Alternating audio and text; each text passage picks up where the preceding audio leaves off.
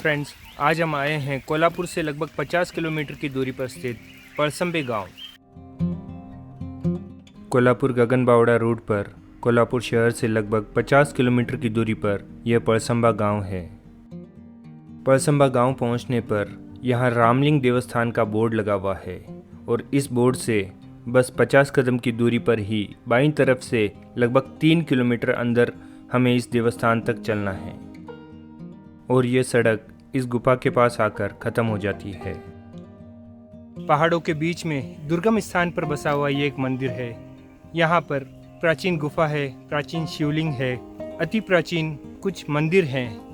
इन मंदिरों के रहस्य के बारे में भी जानते हैं और चलिए इन मंदिरों को देखते हैं। पीछे हमने गाड़ी लगा दी है और अब यहाँ से इन सीढ़ियों से नीचे की तरफ जाना है। यहाँ से हमें कुछ नहीं दिखाई देता है। लगभग 100 सीढ़ियाँ यहाँ से नीचे उतरकर नीचे खाई में जाना है और वहाँ पर है ये प्राचीन मंदिर और ये प्राचीन गुफा। चलिए आगे बढ़ते हैं।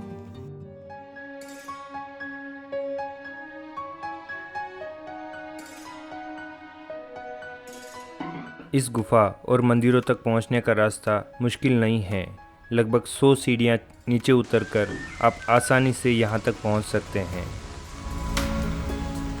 इस पहाड़ी जंगली प्रदेश में बड़ी मात्रा में जहरीले और बड़े सांप पाए जाते हैं और इस बात की सूचना यहाँ पर स्पष्ट रूप से दी हुई है।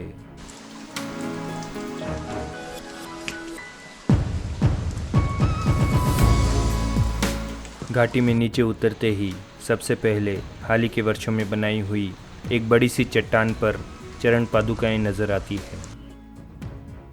यहीं पर पास में ही विशाल वृक्षों की जड़ों से ढका हुआ एक मंदिर दिखाई देता है। पहले मंदिर में भगवान गणेश जी की मूर्ति है, बीच में भगवान शंकर की पिंडी है और तीसरा जो मंदिर है वो खाली है। इस स्थान पर गगनबावड़ा के गगनगिरी महाराज ने कई वर्षों तक तपस्या की थी।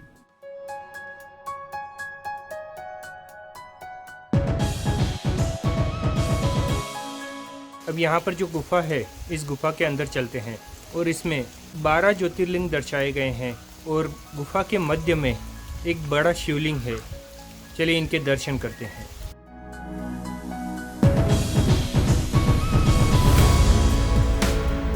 इस गुफा में लगभग 12 छोटे छोटे शिवलिंग बनाए हुए हैं जो कि 12 ज्योतिर्लिंग को दर्शाता है। ये सारे ज्योतिर्लिंग गुफा के अंदर दीवारों पर बनाए गए हैं, हालांकि इन्हें नाम से पहचानना काफ़ी मुश्किल है।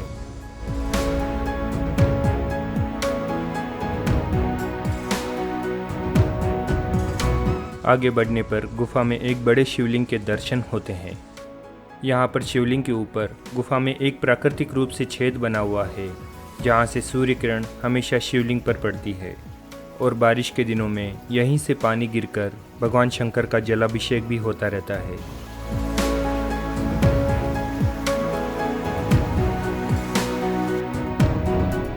यहीं पर गुफा के पास ही एक बड़ी सी चट्टान पर हमें मंदिर की वास्तु दिखाई देती है। इस मंदिर की सबसे बड़ी खासियत है कि यह मंदिर पूरी अखंड चट्टान के अंदर बनाया गया है। इस मंदिर में किसी तरह का कोई जोड़ नहीं है। यहाँ के प्रत्येक मंदिर को लेटराइट पत्थर यानी स्थानीय भाषा में कहें तो जांबा पत्थर में उकेरा गया है। ये गुफा और ये मंदिर इस जगह के सबसे बड़े आकर्षण हैं। पुरातन विभाग के अनुसार लगभग 6वीं से 7वीं शताब्दी में इन मंदिरों का निर्माण किया गया है। आख्यायिका अनुसार अपने वनवास काल में पांडव यहाँ तक आए और यहाँ पर इन मंदिरों का निर्माण किया और यहाँ पर कुछ समय तक तपस्या की। पुरातन विभाग तथा इतिहासकारों के अनुसार ये मंदिर बौद्ध गुफाओं के अंतर्गत आते हैं।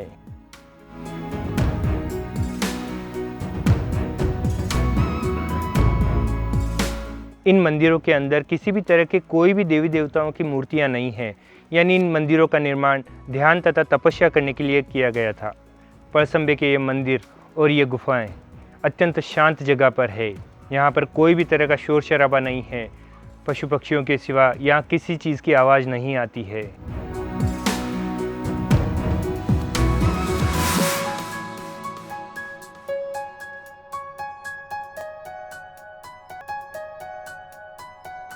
आप देख सकते हैं कि सैकड़ों और हजारों वर्षों के पानी और हवा के कटाव से एक पत्थर कछुए का आकार ले चुका है। गौर से देखिए, आपको इसमें कछुए का आकार दिखाई देगा। हम देख सकते हैं कि यहाँ पर इस कछुए का सर दिखाई दे रहा है, ये पैर है तथा पीछे की तरफ पीठ दिखाई दे रही है।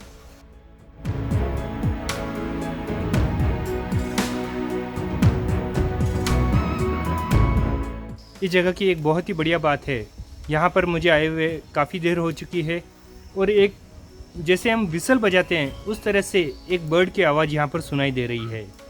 बहुत ही मीठी, बहुत ही प्यारी आवाज़ है, जैसे कि कोई सीटी बजाकर गा रहा है, इस तरह से उसकी आवाज़ है।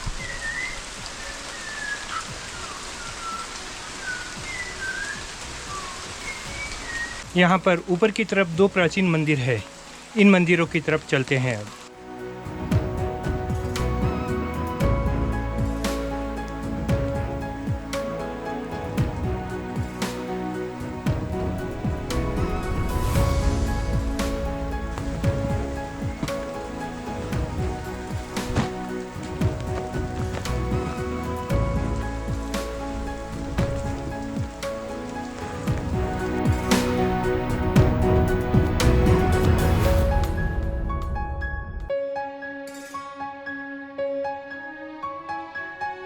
ये देखिए, अभी हम यहाँ से नीचे से आए हैं और ऊपर उस मंदिर तक जाना है। चलिए उस तरफ से चलते हैं।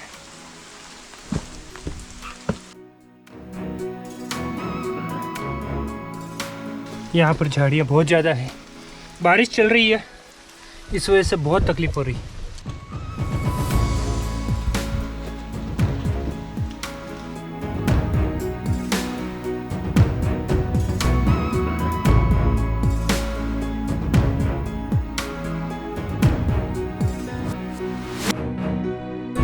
इस खाई में से हम अभी ऊपर आए हैं और अब ये 2 मंदिर हैं, इन मंदिरों को देखते हैं।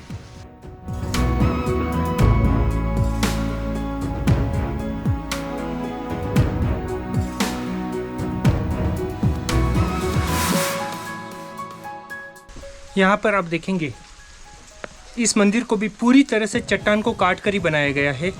ये जो पिलर हैं ये चट्टान के अंदर ही है, इन्हें किसी तरह से जोड़ा नहीं गया है, ना ही इस छत को जोड़ा गया है। इस चट्टान के अंदर ही इस मंदिर को बनाया गया है। बेहद ही सुंदर, लगभग हजारों वर्ष पूर्व बनाए गए इन मंदिरों की कलाकृति आप देखकर आश्चर्यचकित रह जाएंगे, क्योंकि उस समय में किसी भी तरह के हथौड़े और छीनी के सिवा कोई भी साधन नहीं थे। एक विशाल चट्टान को काट कर ही इस मंदिर को भी बनाया गया है। इसकी छत और खंभे भी इस चट्टान के अंदर ही काट कर बनाए गए हैं।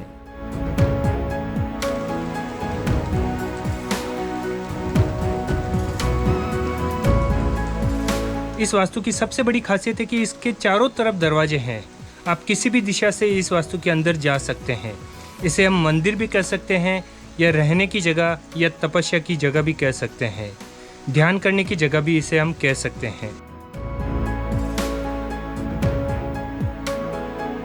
इस वास्तु के अंदर चारों तरफ से दरवाजे हैं। एक दरवाजे में हम खड़े हैं और 3 दरवाजे आपको यहाँ पर दिखाई देते हैं। इसके अलावा यहाँ पर और कुछ भी नहीं है। यहाँ पर किसी भी देवी देवता की मूर्ति नहीं है।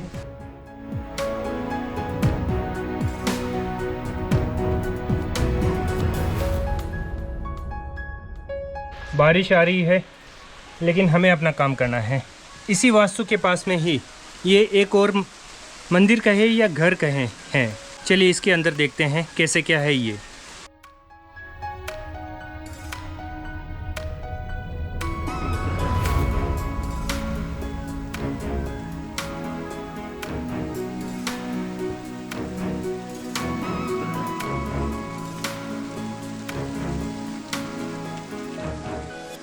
पिछले 2 मंदिरों की तरह ही यह मंदिर भी पूरी तरह से अखंड चट्टान को काट कर बनाया गया है।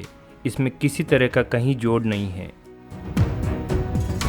यह जो वास्तु है ये एक मंदिर की तरह दिखाई देता है।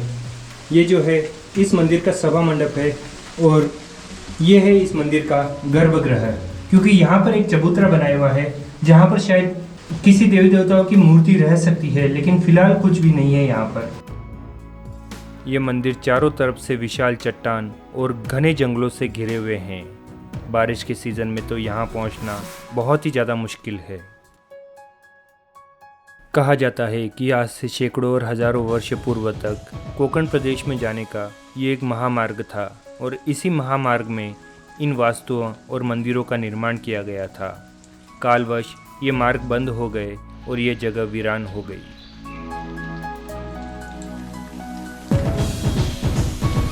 और इन जंगलों के बीच में ये दो मंदिर हैं।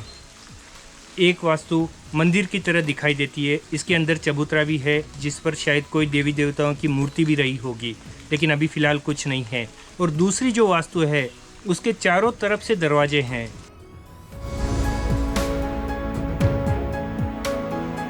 तो अब चलिए वापस नीचे गुफा की तरफ चलते हैं।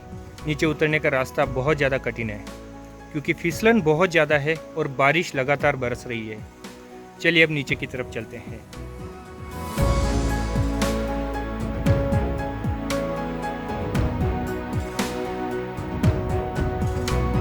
पलसंबा के इन प्राचीन और दुर्लभ मंदिरों को अवश्य देखिए। हमारी प्राचीन संस्कृति की शान है ये मंदिर।